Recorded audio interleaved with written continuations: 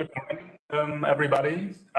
So I'm going to present joint work with Konstantin on housing policies and speculative price bubbles.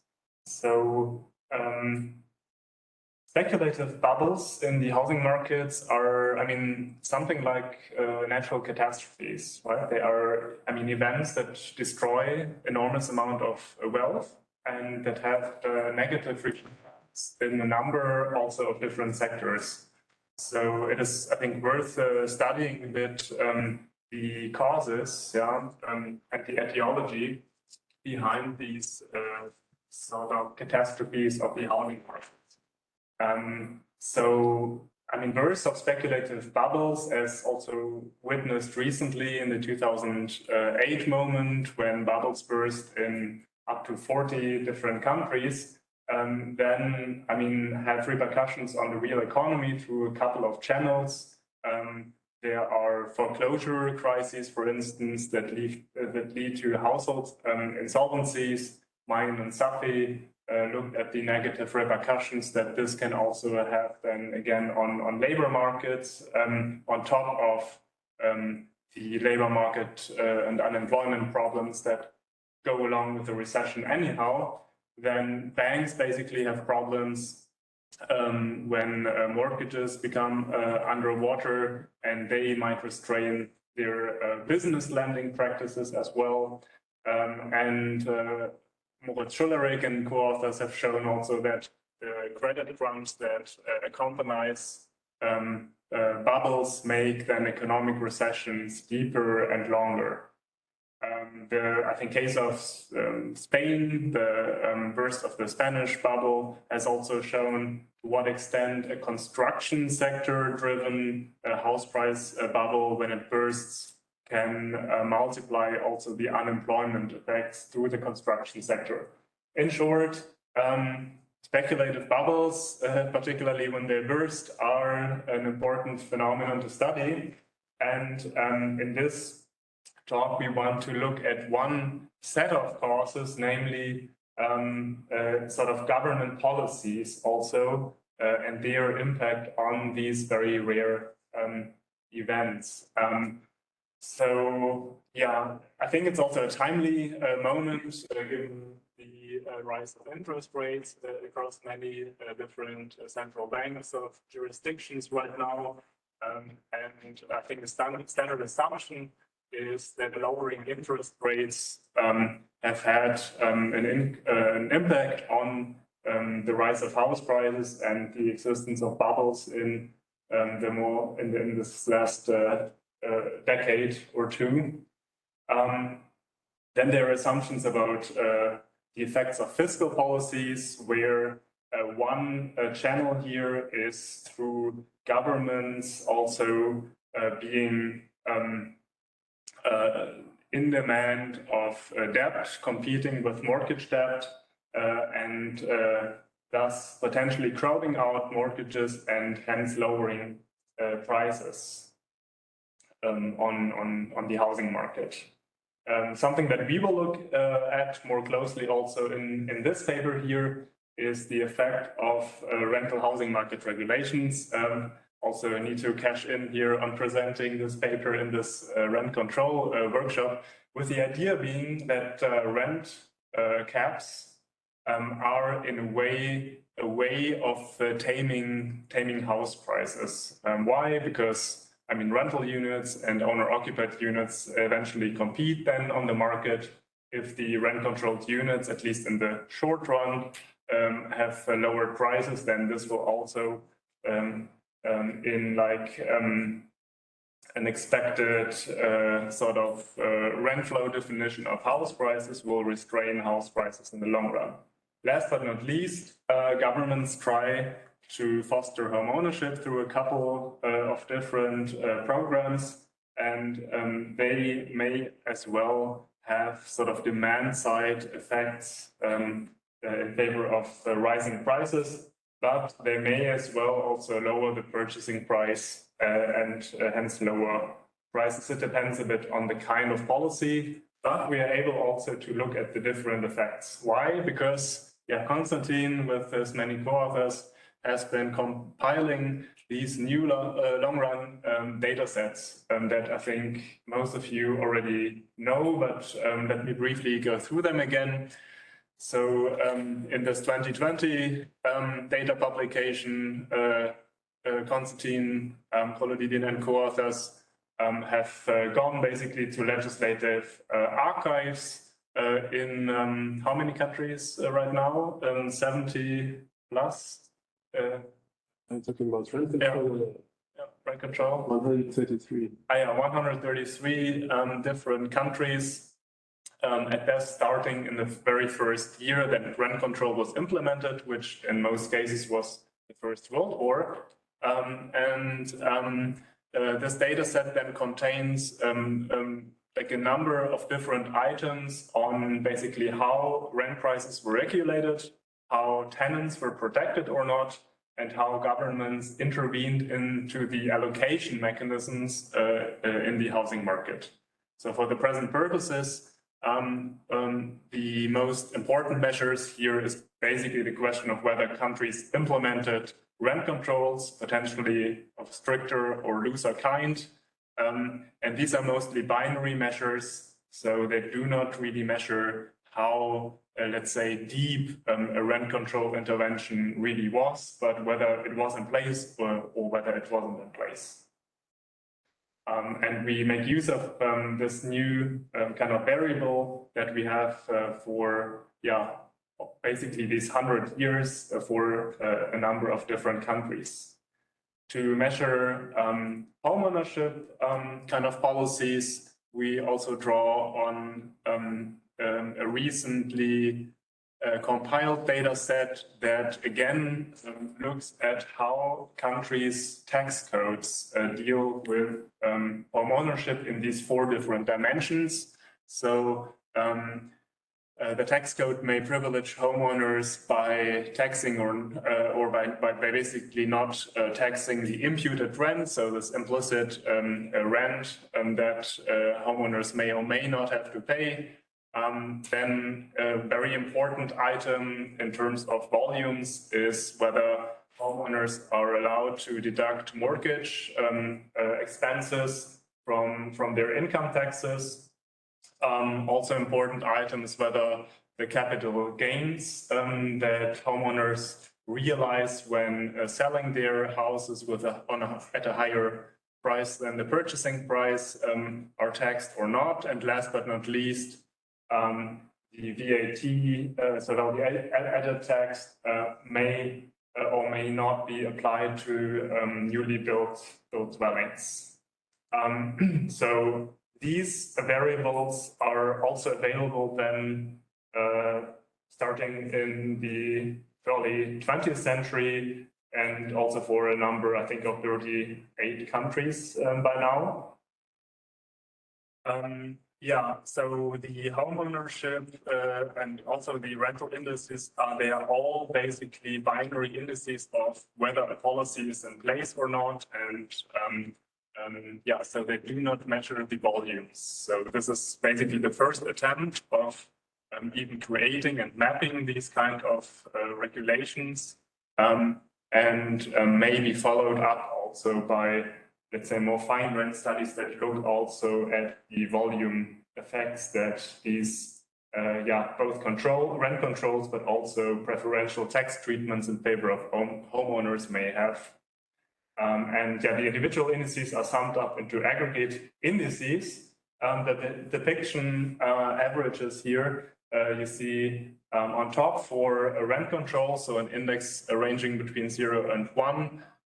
1 being the strictest rent control you may have, and you see like this 2-bumped curve here with the 2 world wars determining basically the course of events and a gradual liberalization of rent controls ever since the Second World War, with also here at the most recent data points, a certain research in a number of countries. When it comes to the tax treatment in favor of homeowners, again, that is an index that is higher when homeowners receive a more favorable tax treatment. You basically see a declining sort of tendency to support homeowners through the tax code, at least. That doesn't have to imply that there aren't any other kind of homeowner subsidies, but basically ever since the Thatcher-Reagan sort of period, homeowners have received more fiscal support again, at least up to the global financial crisis. So the question now is basically, with these sort of policy indicators in place, what is their effect then on the likelihood of a speculative house price bubble then occurring?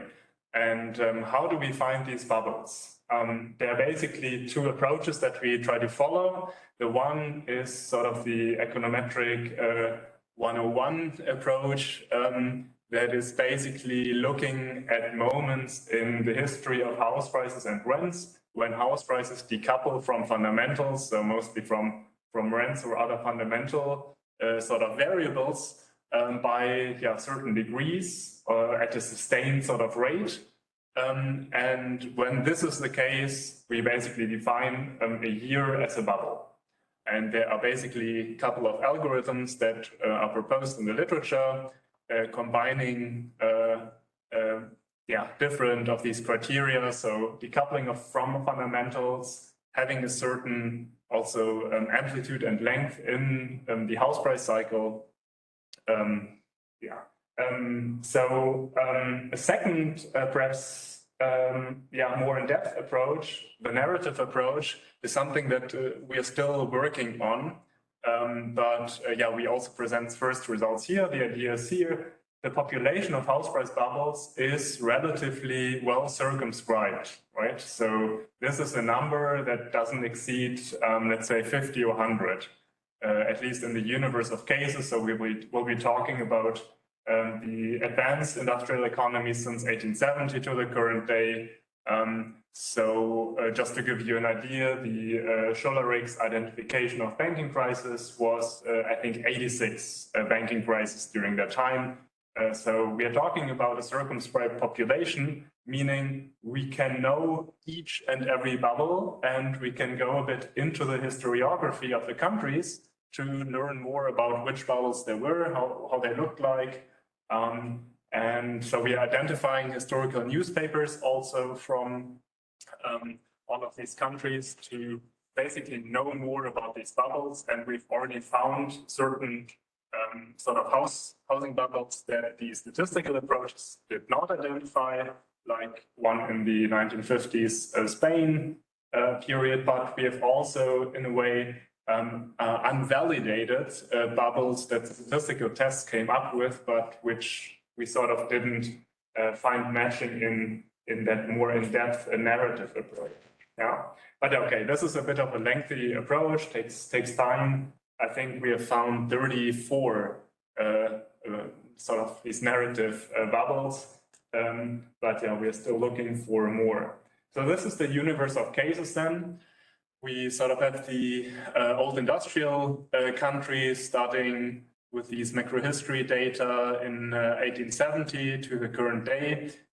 For the more recent time period, then we have more countries, but also then usually less fine-grained control variables than those available for the more industrial countries. So at the moment, we will show you basically our first results of regressions that try to explain the likelihood of a bubble occurring given these different also policy predictors, starting in 1950 for the more industrialized countries, just because we have more control variables. Just to give you an impression of how these bubble moments look like. So these gray shaded columns here are the bubbles that we identified here using the statistical approach. Hyperinflation period 2008 in the US or Germany. For all of the countries, we do find a correlation already between the narrative approach and the statistical approach, but as I said, they don't perfectly overlap. So there's a merit of us going into these history books and historical newspapers. So we estimate a model that explains the likelihood then of a bubble occurring in a given year versus it not occurring, given the set of control variables where our government policy variables are the most important ones. And estimating this regression, gives us the following estimates. So let me just briefly verbalize the results. So we do find that rent controls sort of has a taming effect on the likelihood of bubbles occurring, with the idea being that they decrease the expectations about future rent flows and hence decrease house prices and expectations about house prices and the likelihood then of bubbles occurring. When it comes to home ownership policies, we find, in particular, that the capital gains tax kind of policies have a reducing effect on speculation, so they reduce the likelihood of bubbles occurring. The idea being that, if you reduce sort of the expectations of how much of your future house price gains you can keep versus pay in terms of capital gains tax, this has sort of decreases then speculative effects. Last but not least, also an interesting effect, in particular when you consider perhaps the current monetary policy environment and also the fiscal policy environment with states getting more into debt these days, we find that government debts cuts, so austerity kind of programs also raise the bubble likelihood. And this confirms also some existing research from a much more historical time period. Korovas work on Amsterdam, basically in the 200-300 years prior to the Napoleonic Wars, where he basically finds that once then Amsterdam wasn't involved in wars, the government paid back debt, house price bubbles and also stock price bubbles were more likely to occur. So with the idea being that investors have just a limited number of options to invest in, if they don't have bonds anymore, they will go into houses and stocks. All right, so is this still ongoing work? If you didn't see your favorite house price bubble represented here on the charts, then just write us an email. We are happy to include it in our little population of bubbles. And looking forward to your questions.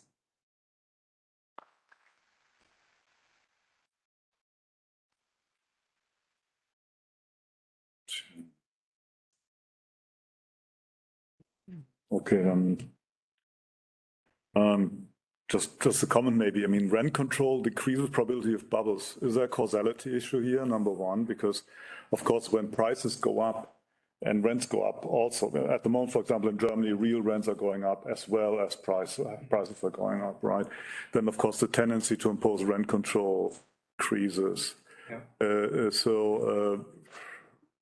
mean, depending on how close your dummy is to the event that you measure, there may be a causality issue. Number two, most of these countries don't have a sizable rental sector. That's exactly what we are working on. Sector experts, we're trying to increase the rental sector. So there, for example, Spain, the rental sector has been destroyed by rent controls. So the bubble came more or less entirely out of the homeownership sector and the property industry. And in the homeownership sector, then of course, what's maybe missing here is the instruments. I mean, where they use adjustable rates. And of course, you price over short-term rates, your bubble gets bigger than if you price over long-term rates, like in Germany, and other structural features. The causality question, and then the question is how well does that narrative work in countries that don't have a rental sector? Yeah, very small sector. Yeah, good questions. When it comes to okay, this is not a paper that uses a causal identification strategy, there is an issue of endogeneity, as econometricians like to call it.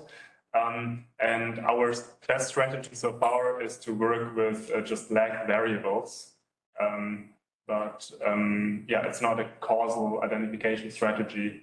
When it comes to the overall research design, the idea is, I mean, to not just look at Spain in 2008 using very country-specific micro data from that time. That's sort of not the approach.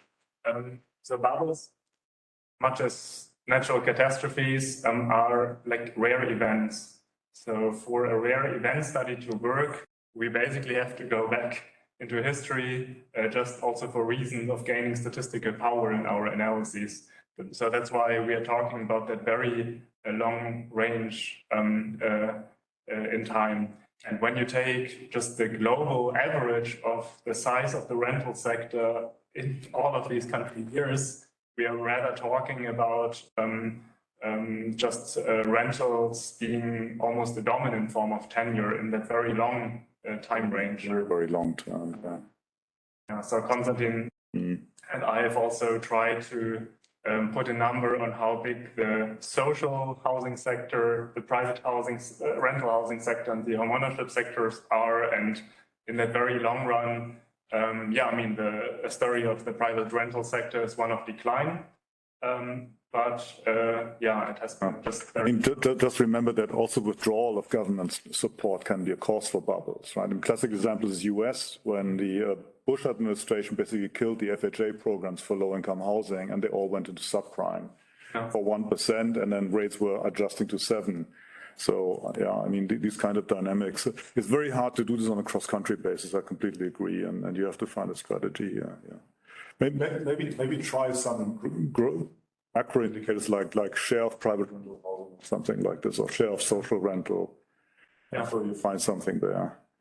Yeah, I think now we can... Central and Eastern Europe, there's no social rental, and people were all, I mean, Latvia was a pure, basically, homeownership bubble, essentially, because people were starting to no longer had access to rental units, were pouring all their money, and then you had a kind of tulip bubble there going on by retail, essentially. And I mean, the other point is, I mean, the lack of corporate investors may also tend to stimulate speculation. Yeah, if you have a system like Netherlands, where basically corporates and non-profits are dominating in public sector, it's more difficult to get the speculative energy in terms of investors. Yeah, if you have a system like Latvia, where we have 90% homeowners, and they all see price going up and say, okay, let's not start with condo flipping.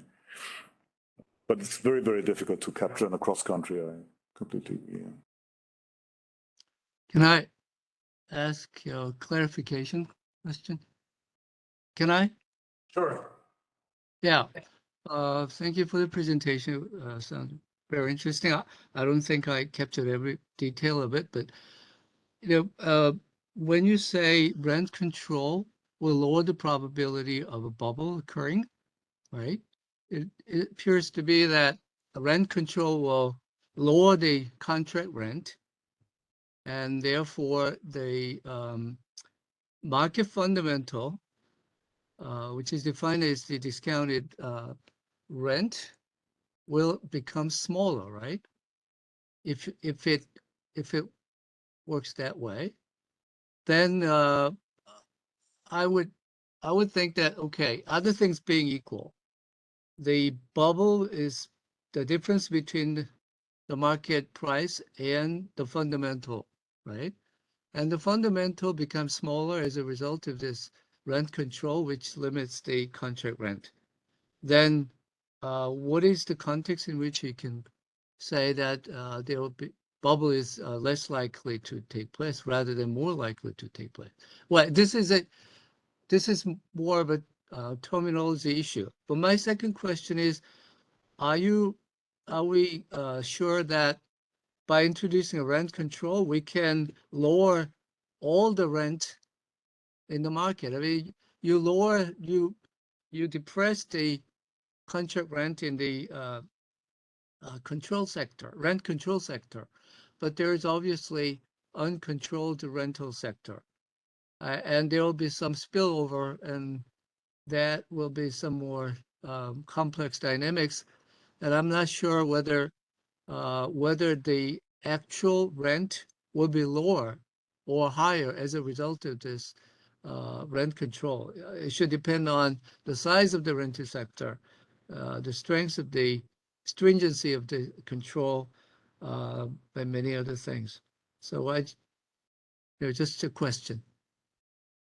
Yeah, thank you. These are good points, and I think partly we will be able to address these points because these rent control data that we use allow to distinguish between at least the first generation and second generation controls. And I think we haven't done it for this paper so far, Konstantin.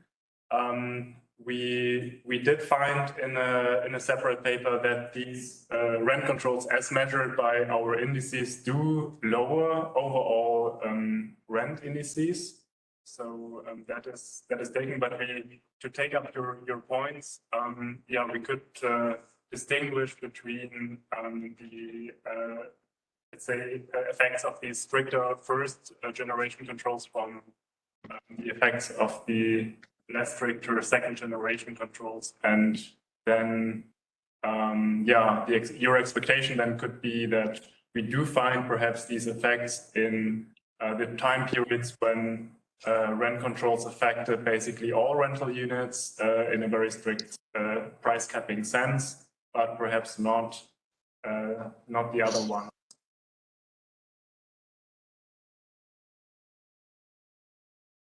Okay. Well, thank you very much.